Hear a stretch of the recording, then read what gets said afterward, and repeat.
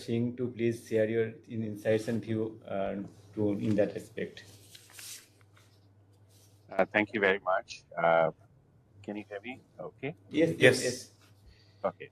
No, I really appreciate all the work. I think perhaps I missed one of the board meetings, but this one is a very big step up change from what I had seen last time. So I congratulate you all for the team effort and a really brave work that you have done in such a short time.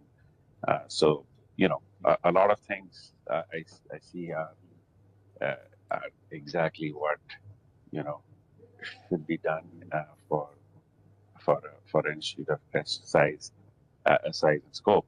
So, um, with that, I wanted to, open some of the ideas which I'm not going to try to be prescriptive about it, but just as bullet points for discussion. Um, Not really. Again, I don't want to be prescriptive about it. Um, so first point is, you mentioned about the tape out program. Uh, I want to know a little bit more about it. My hope would be that we can work with a foundry partner or even two or three foundry partners, so that students can understand, like both graduate level as well, graduate level students can understand what a PDK is in a foundry and then how to use it to make chips and so on. Perhaps this is just too elementary, but like I'd like to understand a little bit more about how the tape out process is and who the collaborators are. I know you mentioned CD, but I was wondering if there is any scope for an international collaboration, with an external foundry, and also with respect to a domestic foundry. I've heard news recently that a pretty big corpus has been given to uh, a government-owned foundry in India. So I have like 3 or 4 points, but yeah, that's the first point. Uh, yeah, I don't know if I should just say the other 3 points already, or should we have a discussion about this first? I think please carry on, Dr. Singh. Okay, so yeah, just I would like to, this is the first point. I would like to understand how the tape out process is and who the foundry partner. Second point is, this is you know uh, I think already perhaps done, but assembly and test is going to be big in India. I think the fab part is there, but it is going to take a little bit longer in my view, but please correct me if I'm wrong. The assembly and test is already here and now in India. So I do want to have a little bit of a better perspective of how you are incorporating assembly and test, I don't know, coursework, equipment, training, such like things within the CREST ecosystem. I saw a couple of slides in which you had package development work with collaboration with external um, entities. Perhaps I saw IIT Roper was part of it also. Um, so some aspects about whatever you can talk about specifics on assembly and test curriculum and possibly internships or with companies and equipment in particular. Um, third point for me is kind of dear to my heart, which is to incorporate open source chip design. I believe there are many efforts, and I can point to a few through another communication privately with you. But there are a lot of open source chip design projects going on worldwide, in which they are, people are collaborating together and creating small, either chiplets or subsections of chips that can, be downloaded and even fabricated with certain foundry partners. And I think in order to democratize the knowledge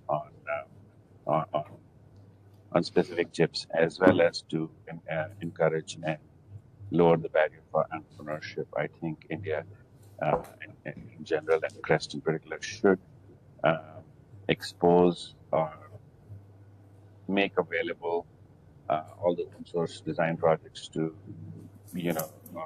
all the members of the CREST community, so that and there are many such projects that people worldwide are collaborating on. So some of them can be taken up as individual course projects or other small projects to be implemented in the actual chip form. The RISC-V project that I saw in one of the slide decks seems to be one of the examples of such. So I'd like to understand more about how that scope can be expanded to not just microprocessors, but also perhaps even analog or other sort of devices, a broader gamut of devices. And then the next point I'd like to make is regarding equipment. I'm very encouraged that you are collaborating with companies like Lam Research and others. But my emphasis, again, as a matter of discussion, not as prescriptive, is more about how to have a sort of separate philosophy and think tank on equipment. So I would encourage you to basically have a separate project on reverse engineering every equipment that you buy from external sources. That's one aspect. Another aspect is to buy used and cheaper sources of equipment. Again, this is a matter of discussion. And see if we can not only teach people how the equipment, semiconductor equipment, whether it's lithography or reactive ion etching or deposition or metallization or whatever other backend systems are, how we can enthuse students to learn about the inner workings of these equipment, not just from what these equipment do, but also how they're constructed, and try to domesticate or indigenize them to some extent. Those are the main points. One last one. I know this has been discussed to a very long extent, and we have a bit of a, we've had a lot of discussion, so I don't want to belabor it too much, but it is that, if it is possible, I would really like to see one day that you have a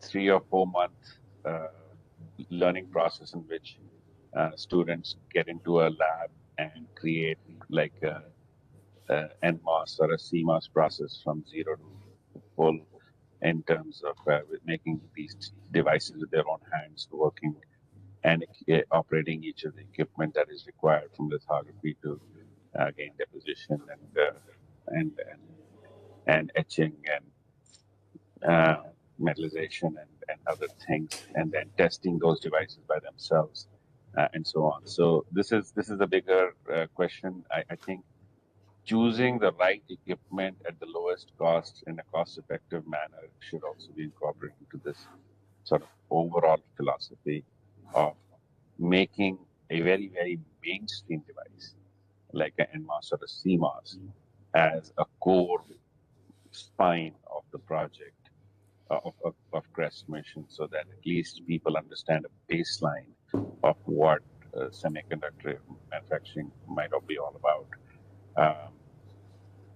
So for example, if you, again, this is a matter of discussion, and I'm not being prescriptive here, but like if we have an ongoing every 3, 4, 6 months that you're bringing in, I don't know, 40 students, 100 students, not 100 too much, maybe like 10 to 40 students every 3, 4, 6 months, and having them make devices from scratch. That I think is going to be very helpful. A mainstream device like a NMOS CMOS process, and that also incorporates what kind of equipment choice do you have, what cost you buy those equipment at, and how we can basically work towards having such an ecosystem, because that's how we learned it in the US. That I'm going to stop because that's a lot to discuss there, right there. Thank you, Dr. Singh, for your valuable suggestions. We definitely